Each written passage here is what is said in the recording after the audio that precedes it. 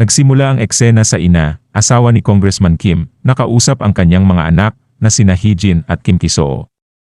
Sinabi niya sa kanila na hindi pababayaan ng kanilang ama ang taong responsable sa kanilang kasalukuyang sitwasyon, hinihikayat silang huwag nang mag-alala. Tumugon si Hee-jin ng may ngiti, tila gumaan ang loob o natuwa sa impormasyong ito. Ngumiti rin ang ina, pinapalakas ang kanyang pagtiyak sa kanyang mga anak. Bigla, naabala ang katahimikan ng kanilang pag-uusap ng ingay mula sa labas. Ang kaguluhan ay nagpapahiwatig ng pagmamadali at kaguluhan. Naririnig ang malalakas na boses ng mga miyembro ng gang mula sa labas, na nagpapakita ng kanilang pagkabalisa sa paghahanap kay Eugene. Nagpapahayag sila ng pagkainis at pagmamadali sa kanilang paghahanap, gumagamit ng magaspang na wika sa kanilang komunikasyon. At ang asawa ng congressman, sa loob ng bahay, na nagpapahayag ng pagkalito at pag-aalala tungkol sa biglaang kaguluhan at ingay mula sa labas. Lumipat ang eksena sa labas kung saan nakaharap ng hindi kilalang tao at Congressman Kim si Eugene. Hinamon ng hindi kilalang tao si Eugene, tinatanong ang kanyang pagkakakilanlan at kung paano siya nakapasok. Si Congressman Kim, nang makilala si Eugene, ay nagulat at inihayag ang pagkakakilanlan ni Eugene. Ang hindi kilalang tao, nang marinig ang pangalan ni Eugene, ay nagpahayag ng pagkagulat at hindi makapaniwala. Kinikilala si Eugene bilang high school student na naging sentral na figura sa nagpapatuloy na kaguluhan. Si Congressman Kim, habang pinagmamasdan si Eugene, ay naniniwalang siya ito kahit pabahagyang natatakpan ng sombrero at face mask ang mukha ni Eugene. Si Eugene naman ay nananatiling tahimik, nakatayo at nakatingin sa kanila. Habang paparating ang mga tauhan ng hindi kilalang tao sa kwarto ni Congressman, kumilos si Eugene. Mabilis na lumapit si Eugene kay Congressman Kim, ngunit hinarang siya ng hindi kilalang tao at agad na naglunsad ng suntok kay Eugene. Mahusay na iniwasan ni Eugene ang suntok at gumanti siya ng suntok sa tadyang ng hindi kilalang tao. Gayunpaman, tila hindi gaanong naapektuhan ang hindi kilalang tao sa ataking ito. Agad na sumagot ang hindi kilalang tao ng isa pang suntok. Nagawa ni Eugene na harangin ito, ngunit ang lakas ng suntok ay nagtulak kay Eugene na umatras. Ang hindi kilalang tao, nang may ngiti, ay pabiro na kinikilala ang kasanayan ni Eugene sa pakikipaglaban. Nagpapahayag siya ng halo ng aliw at bahagyang pangungutya, binanggit na si Eugene, sa kabila ng pagiging medyo bata pa sa larangan, ay mahusay lumaban. Hindi nagpatinag si Eugene sa pangungutya ng hindi kilalang tao, mabilis niyang binago ang kanyang estratehiya, at tinangka ang isang atake sa gilid, na nagpapakita ng kanyang liksi at mabilis na pag-iisip. Ang hindi kilalang tao, na inaasahan ang galaw ni Eugene, ay hinarap siya ng may hamon. Tinatanong niya ang mga intensyon ni Eugene, at hinaharangan ang kanyang daan, na nagpapahiwatig ng kahandaan sa patuloy na labanan. Mabilis na naglunsad si Eugene ng suntok, ngunit nanatiling matatag si Gu Kwang-suk at sinubukang gumanti. Gayunpaman, agad itong naiwasan ni Eugene.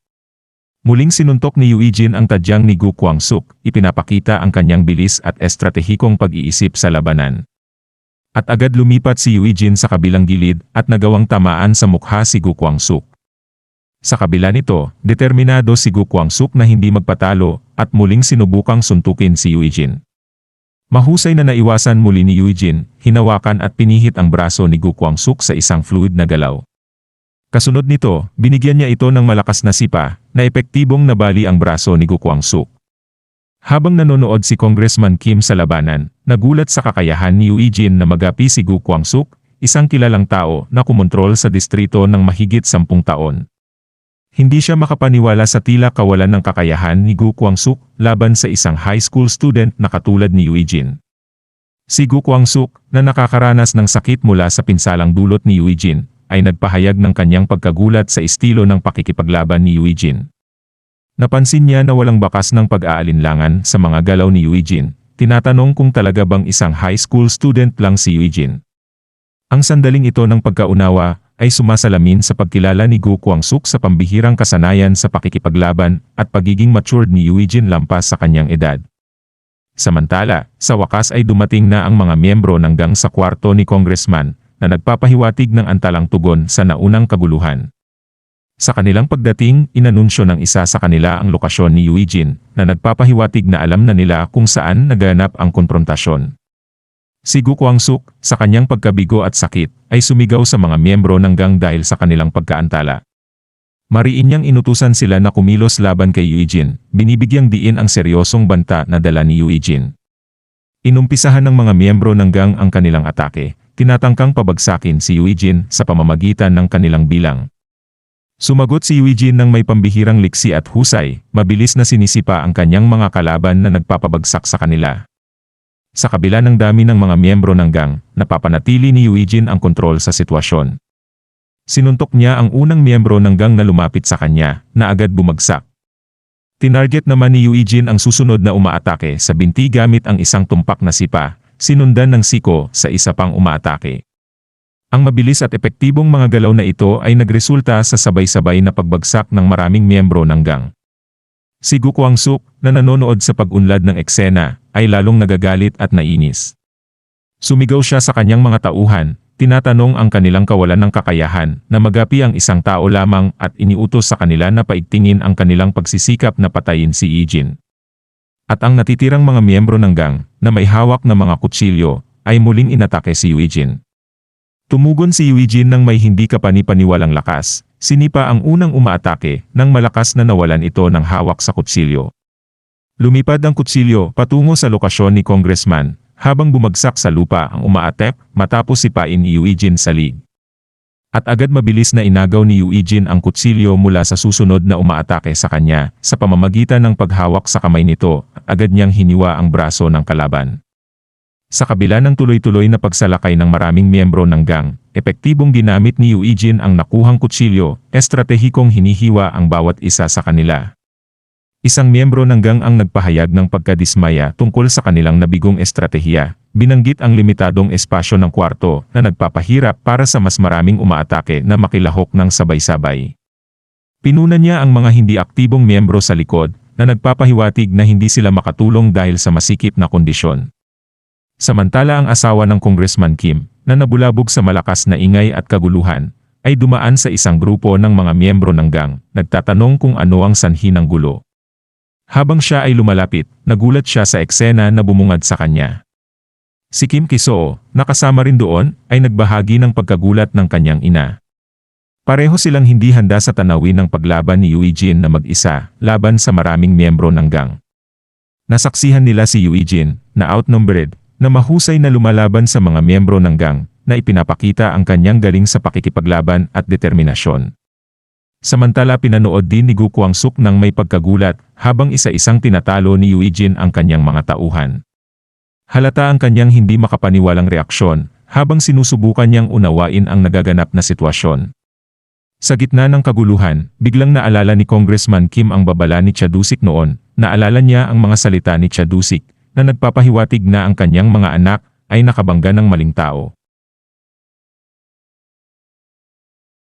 Si Congressman Kim, habang pinapanood ang labanan ni Eugene, ay nagtatanong sa kanyang sarili kung totoo ba ang sinabi ni Chadusik tungkol sa panganib na dala ni Eugene.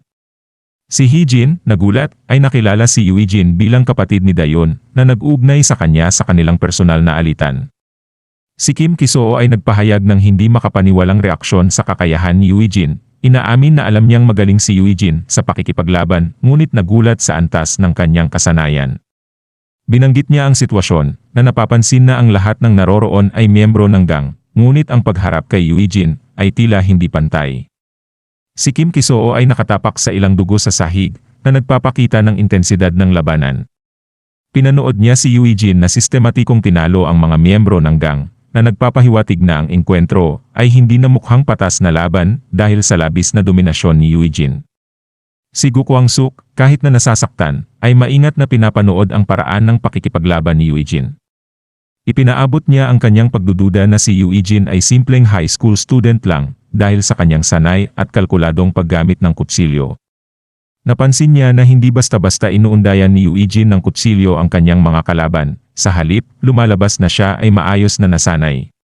Binanggit din ni Gu Kwangsuk ang kawalan ng pag-aalinlangan ni Eugene sa paggamit ng kutsilyo, na nagpapahiwatig ng antas ng karanasan at kapanatagan sa ilalim ng presyon. Inakala ni Gu Kwangsuk na walang plano si Eugene nang pumasok siya sa kwarto. Gayunpaman, naunawaan niya na taktikal na ginamit ni Eugene ang kapaligiran para sa kanyang bentaha. Ang makitid na pasukan ay limitado ang kakayahan ng mga miyembro ng gang na sabay-sabay na umatake. Ang presensya ng mga bumagsak na miyembro ng gang sa sahig ay lumikha ng karagdagang hadlang na nagpapahirap pa sa maramihang mga umaatake na pumasok at epektibong makaharap kay Yijin. Ipinahayag ni Gu Kwangsuk ang kanyang pagkadismaya sa hindi kanais-nais na sitwasyon na kinakaharap ng kanyang mga tauhan. Kinikilala ang estratehikong kawalan nila laban sa matalinong paghawak ni Yijin sa sitwasyon. Si Gu Kwangsuk, na napagtanto ang kritikal na sitwasyon, ay nagpa siyang kumilos. Hinawakan niya ang isang kutsilyo na may intensyong talunin si Yijin. Habang abala si Yijin sa pakikipaglaban sa iba pang miyembro ng gang, inatake siya ni Gu Kwangsuk mula sa likuran. Si Yijin, na nagpapakita ng kahangahangang kamalayan at refleksyon, ay agad na napansin ang atake ni Gu Kwangsuk. Hinawakan niya ang kamay ni Gu Kwangsuk, kinuha ang kutsilyo, at mabilis na sinaksak si Gu Kwangsuk sa balikat, na neutralize ang banta. Si Congressman Kim, na saksi sa pangyayaring ito, ay lubos na nagulat. Nagtatanong siya kung paano mapipigilan si Yijin, lalo na sa kanyang pambihirang kakayahan sa pakikipaglaban at kontrol sa sitwasyon. Matapos harapin si Gu Kwangsuk, si Yijin, na batid ang natitirang mga miyembro ng gang na handa pang lumaban, ay biglang tumingin kay Congressman Kim na nagdudulot ng bagong pokus sa pagtatagpo. Si Congressman Kim, na nasaksihan ang paglapit ni Yijin, ay tumugon ng may takot at sinubukang takutin si Yijin sa pamamagitan ng pagsangguni sa sistema ng batas ng bansa. Sumigaw siya, binabalaan si Yijin tungkol sa mga kahihinatnan ng pakikialam sa kanya at sa mga batas ng bansa. Sa kabila ng mga salita ng congressman, si Yijin ay nanatiling tahimik at patuloy sa kanyang matatag na paglapit sa congressman na nagpapahiwatig ng kanyang determinasyon at pokus. Si Gu Kwangsuk, na nasa gitna pa rin ng kaguluhan, ay desperadong sumigaw sa kanyang natitirang mga tauhan. Inutusan niya silang pigilan si Yijin, binibigyang diin ang pagiging seryoso ng sitwasyon. Hindi nagpatinag sa kanilang mga nakaraang kabiguan, muling inatake ng mga miyembro ng gang si Yijin. Si Yijin, na may kahangahangang bilis at liksi, ay tumakbo at tumalon patungo sa kanyang unang kalaban. Binigyan niya ito ng malakas na sipa na nagpabagsak sa umaatake. Pagkatapos, mabilis niyang inilagan ang atake mula sa isa pang miyembro ng gang at sumagot siya ng nakakawasak na uppercut, na lalo pang nagpapakita ng kanyang husay sa pakikipaglaban. Nang subukang lumaban ng isa pang umaatake, mabilis na sumuntok si Yijin sa mukha, na nagpadiretso sa kalaban sa pader. Si Gu Kwangsuk, na saksi sa sunod-sunod at epektibong pagbagsak ng mga kalaban, ay natulala at namangha sa kakayahan ni Yijin sa pakikipaglaban. At agad patuloy ang paglapit ni Yijin kay Congressman Kim, na halatang takot at balisa sa nalalapit na konfrontasyon. Sa kanyang pagkataranta, aksidenteng natapakan ni Congressman Kim ang isang katawan sa sahig, na naging dahilan ng kanyang pagkadulas at pagkadapa sa sahig. Habang nakadapa sa sahig ang congressman, tinapakan ni Yijin ang kanyang kamay, na nagpapakita ng presyon. Ito ay simbolo ng kontrol ni Yijin sa sitwasyon at ng kanyang direktang harapin sa congressman. Nanonood ng may pagkagulat ang asawa ng congressman, saksi sa matinding sandaling ito sa pagitan ng kanyang asawa at ni Yijin. Si Yijin, nang may seryosong ekspresyon, ay nagsalita sa congressman, inuulit ang naunang mga salita nito tungkol sa pagkuha ng responsibilidad niya sa mga aksyon. Ang pahayag na ito ay nagbibigay diin sa tema ng pananagutan at sa mga kahihinatnan ng mga aksyon ng congressman. At sa gitna ng matensyong harapan sa pagitan ni Yijin at ng congressman, isang bagong pangyayari ang umusbong nang mapansin ng ilan sa mga tauhan ni Gu Kwangsuk ang pagdating ng mga miyembro ng gang ni Chadusik sa eksena. Mabilis na lumala ang sitwasyon nang ilunsad ng grupo ni Chadusik ang isang sorpresang atake. Naghagi sila ng bagay na tumama ng malakas sa ulo ng isa sa mga tauhan ni Gu Kwangsuk. Ang biglaan at marahas na aksyong ito ay nagpabigla at nagpatakot sa lahat ng naroroon, lalo na kay Yijin at Kim Ki-soo, na labis na nagulat sa biglaan at agresibong interbensyon. Si Gu Kwangsuk, sa gitna ng nagpapatuloy na kaguluhan, ay kinilala ang pagdating ni Chadusik. Pumasok si Chadusik sa eksena at ipinahayag ang kanyang sorpresa at pagkalito sa masikip at matensyong sitwasyon sa loob. Tinanong niya ang dahilan ng kaguluhan. Napansin ni Chief Chadusik si Yijin na nakatayo sa isang sulok, na nagpapanatili ng dominante posisyon sa pamamagitan ng pagtapak sa kamay ng congressman na nasa sahig. Nakangiti, nagkomento si Chadusik sa hindi pangkaraniwang eksena na kanyang nasumpungan. Binanggit niya ang kakulangan ng paglaban sa labas at ang masikip na kalagayan sa loob na inihambing niya sa isang kuyog ng mga langgam na nagpapahiwatig ng di inaasahan at kaguluhan ng sitwasyon. Si Gu Kwangsuk, habang pinagmamasdan ang sitwasyon, ay nag-iisip na may sapat na tao silang nakapwesto sa labas. Nagtataka siya kung bakit naging mahina ang kanilang depensa, at naiisip niya kung ito ba ay dahil lahat ay pumasok sa loob. Lumalapit si Chief Chadusik kay Congressman Kim, na may daladalang panibagong elemento sa sitwasyon. Binati ni Chadusik ang congressman, na may bahid ng pagtutuya, tinatanong kung kamusta na ito, habang ang congressman ay halatang takot at hindi alam ang gagawin. Sinimulan ng gang ni Chadusik ang proseso ng paglilinis sa lugar, inaalis ang mga bakas ng kaguluhan at posibleng mga banta. Lumapit ang asawa ng congressman kay Chief Chadusik, nagmamakaawa, at nagpapahayag ng pagtutol sa kanyang mga aksyon. Binanggit niya ang nakaraang ugnayan nila bilang mga dating kasamahan. Hindi pinansin ni Chief Chadusik ang asawa ng congressman. Sa halip, nakatutok ang kanyang isipan kay Eugene habang pinagmamasdan ito. Habang pinagmamasdan si Eugene, nag-iisip si Chief Chadusik tungkol sa posibleng intensyon ni Eugene. Napansin niya ang kaibahan sa mga mata ni Eugene, na nagpapahiwatig ng mas seryosong plano o intensyon sa pagkakataong ito. Habang nagmumuni-muni si Chief Chadusik, biglang sumubok si Gu Kwangsuk na atakihin siya, ngunit agad siyang sinapak ng isa sa mga tauhan ng chief gamit ang tubo.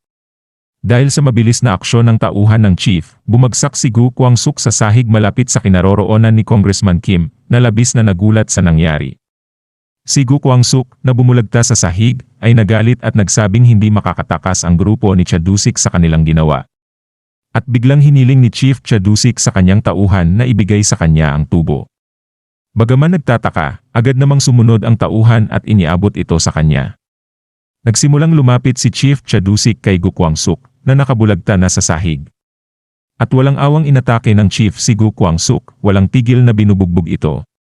Ipinapakita ng aksyong ito ang brutal na bahagi ng chief, na bihira makita.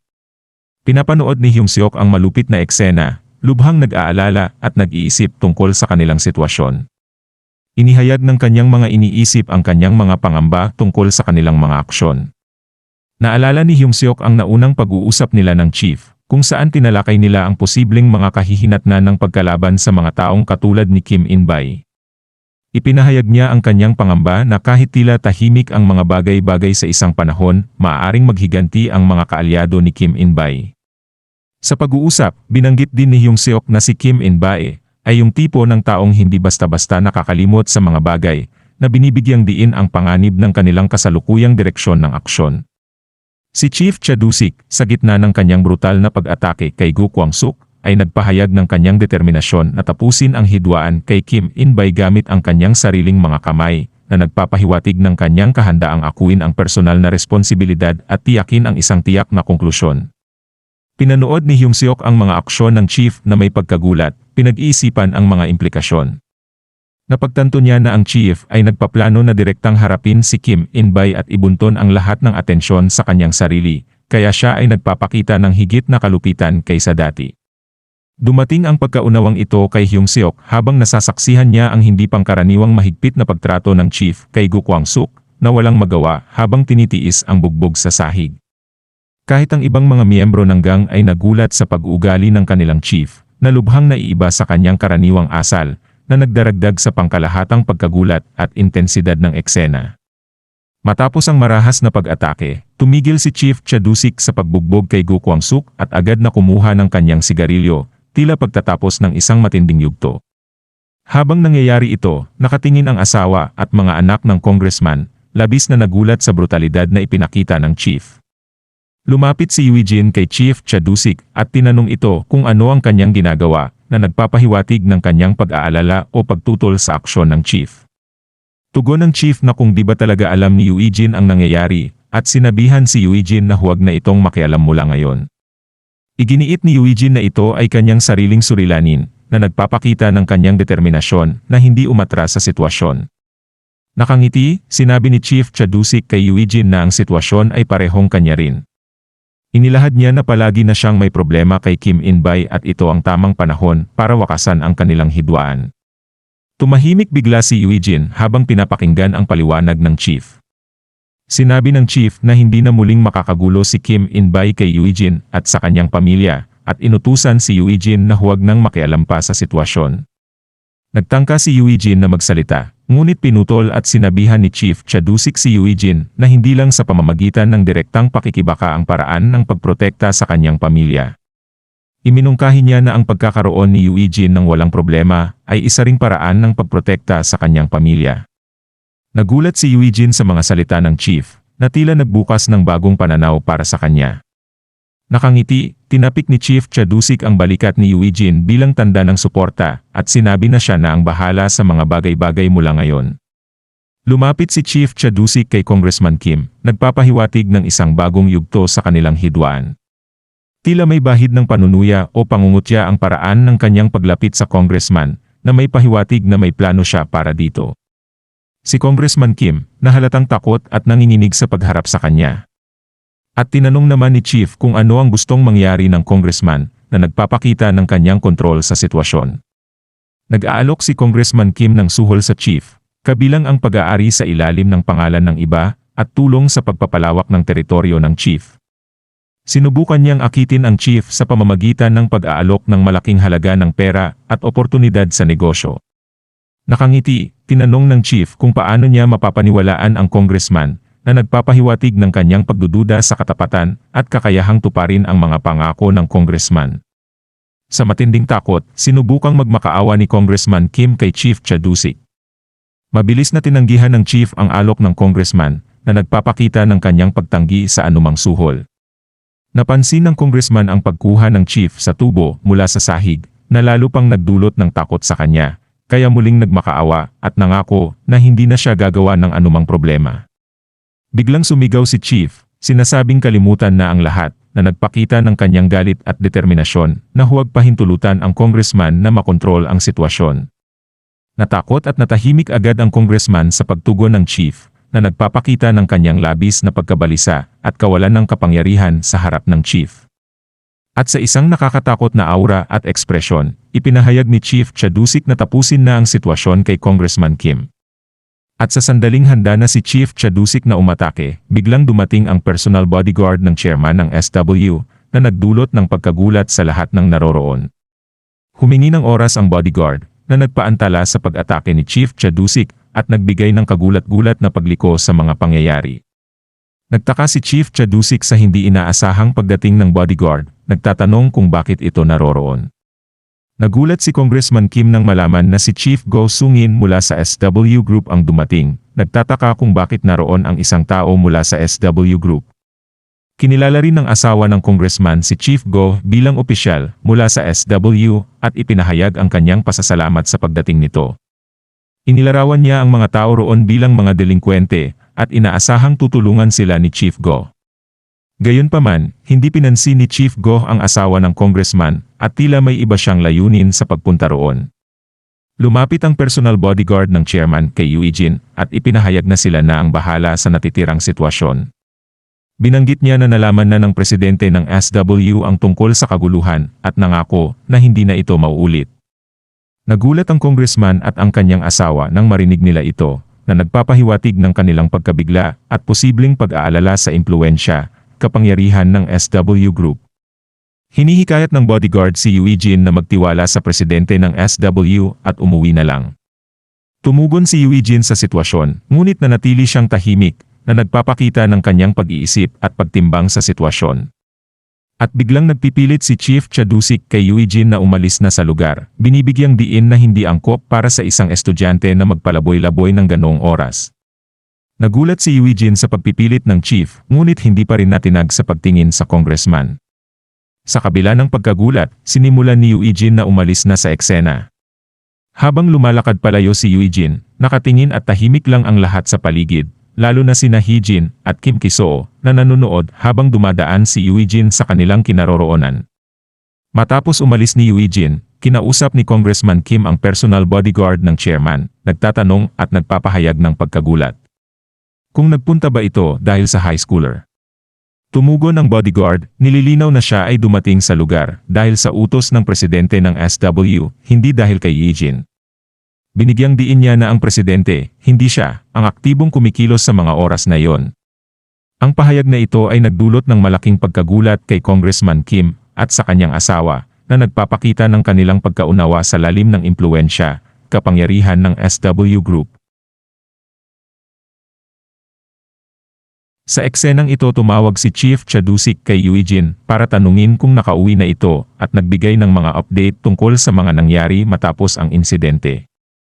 Sinabi ng chief na ang mga kaso ng illegal na korupsyon na ginawa ni dating Congressman Kim In-bay at ng kanyang pamilya, pati na rin ang korupsyon ng pamilya ng asawa niya, ay naipadala na sa opisina ng taga-usig. Binigyang diin ni Chief na talagang tapos na ang panahon para kay Kim In-bay at sa kanyang pamilya dahil ang SW Group mismo ang nakialam sa sitwasyon. Tiniyak ni Chief kay Eugene na hindi na siya kailangang mag-alala sa gulong kanyang ginawa dahil inayos na niya ang lahat. Tahimik lang si Eugene habang nakikinig sa mga pahayag ni Chief, nagpoproseso ng impormasyon. Nagpahayag si Eugene ng pasasalamat kay Chief, marahil para sa tulong at paglilinis ng gulo. Tumugon si Chief na hindi siya ang dapat pasalamatan dahil sa huli, si Eugene at ang SW ang tunay na umaksyon at nag-ayos ng sitwasyon. Binanggit niya na wala siyang ginawa. Tahimik si Eugene habang inaalala ang naunang sinabi ng Chief na panatiliin na malayo siya sa gulo at dahil isa din yun sa paraan para proteksyonan ang iyong pamilya. Na nagpapahiwatig ng kanyang pagninilay sa kahalagahan ng seguridad at proteksyon. Pagkatapos ng tawag ni Eugene, at nakita niya ang kanyang lolo na nakatayo sa isang sulok ng kalye malapit sa kanilang bahay. Nagulat si Eugene sa pagkakita sa kanyang lolo at agad siyang nagtanong kung bakit ito nasa labas pa sa ganoong oras. Tumugon ang lolo ni Eugene na nagpapahiwatig ng kanyang pagkilala kay Eugene ngunit hindi agad niya ipinaliwanag kung bakit siya nasa labas. At inamin ng lolo ni Eugene na lumabas siya ng bahay para lumanghap ng sariwang hangin dahil hindi pa umuwi si Eugene at humingi siya ng paumanhin sa pagiging pasanin.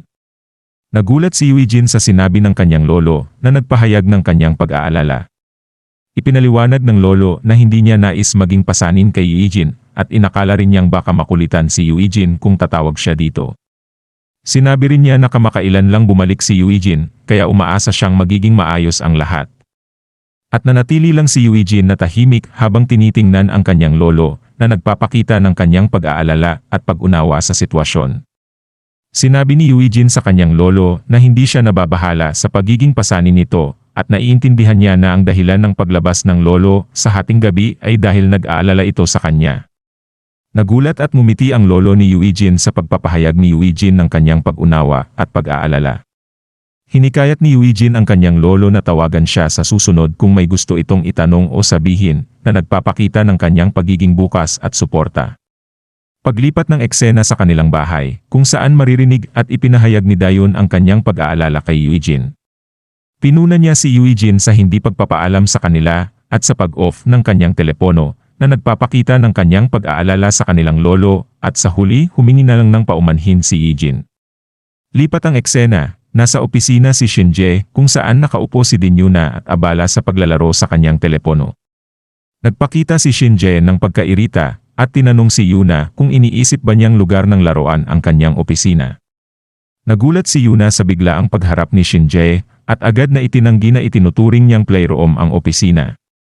Pinuna ulit ni Shinjae ang pagiging nasa opisina ni Yuna at ang paglalaro nito kung ganun nga ang pananaw niya. Pagkatapos punahin ni Shinjae si Yuna sa paglalaro sa kanyang telepono sa opisina, ipinaliwanag ni Yuna na dumalaw siya upang makita ang mukha ni Shinjae. Iginiit niyang hindi siya madalas dumalaw at kaya nakaupo lang siya ng tahimik nang hindi magdulot ng abala. Nagpakita si Shinjae ng pagtataka sa sinabi ni Yuna at tinanong kung talaga bang dumalaw siya para makita lang siya. Inulit ni Yuna na dumalaw siya para makita si Shinjae. At sa huling pagkakataon inulit ni Shinjae ang kanyang tanong kay Yuna. Pagkatapos mag-isip ng sandali, sinabi ni Yuna na dumalaw siya para makita si Shinjae. Sinabi ni Shinjae na dahil nakita na siya ni Yuna, maaari na itong umuwi dahil kailangan niyang pumunta sa conference room. Nagulat si Yuna sa utos na umuwi na at iminungkahi na pumunta si Shinjae sa conference room habang siya ay mananatili pa sandali sa opisina at saka uwi. Patuloy na hindi naniniwala, si Shinjae ay agad na binanggit na kung gusto ba talaga nitong manatili sa opisina at binanggit na dahil tapos na rin ang duty ni Eugene at pauwi na rin ito. Biglang nagpasya si Yuna na aalis na rin siya at umalis nang may ngiti sa kanyang mukha habang tinitingnan lamang siya ni Shinje nang may pagkainis sa muka. Paglipat ng eksena sa loob ng isang bus, kung saan kasama ni Yuna si Eugene. Nakakapagtaka para sa mga pasahero ang dami ng bodyguards na kasama nila sa bus. At nagtataka din si Eugene sa sitwasyon sa bus, na tahimik lamang. At napansin at sinabi ni Yuna na dahil gusto niyang sumama kay Eugene at ito ang unang pagkakataon niyang sumakay sa bus. Ipinaliwanag naman ni Eugene na mahirap protektahan si Yuna sa isang bus. Nagtaka si Yuna at nagmungkahi kung dapat ba siyang sumakay ng bus paminsan-minsan at gusto rin niyang subukan ang subway. Ipinaliwanag ni Eugene na mas delikado sa subway dahil sa dami ng tao at iba pang mga faktor na kailangan isaalang-alang. Sa kabila ng pag-aalala ni Eugene, nakangiti lang si Yuna, pati na rin si Sukjo, na tila naaaliw sa pag-uusap ng dalawa. Lipat ang eksena habang naglalakad si 05 sa isang hindi kilalang pasilidad at napansin niyang kaunti lang ang mga gwardiya, na aayon sa impormasyong natanggap niya. Nagtataka si 05 kung totoo bang may nangyari sa loob ng organisasyon, batay sa kanyang obserbasyon sa bilang ng mga gwardiya. Habang naglalakad, naalala ni 05 ang pamilya ni Eugene at ang sinabi ni Eugene na itinuturing siya nitong pamilya. Habang papalapit si 05 sa isang partikular na kwarto, sinubukan siyang pigilan ng isang gwardiya na nagpapahayag ng pagpigil dito na pumasok at pagkabigla sa kanyang presensya. At agad na sinuntok ni 05 ang gwardiya na sinusubukang pigilan siya at bumagsak ito sa sahig. Pagkatapos, binuksan ni 05 ang pinto ng malakas na sipa at nakita niya si Mad Dog kasama ang dalawang lalaki na nag-uusap. At nagulat si Mad Dog sa biglaang pagpasok ni 05. Nagulat din si 05 nang makita niya si 02 at nagtanong kung bakit ito naroon. Sumagot si 02 na naroon siya para sa parehong dahilan ni 05. Binanggit ni 02 ang tungkol kay 001 at ang posibilidad na buhay pa ang itinuturing na traidor. At natigilan at natahimik si 05 sa narinig mula kay 02. At dito na po muli natatapos ang yugtong ito. Maraming salamat po.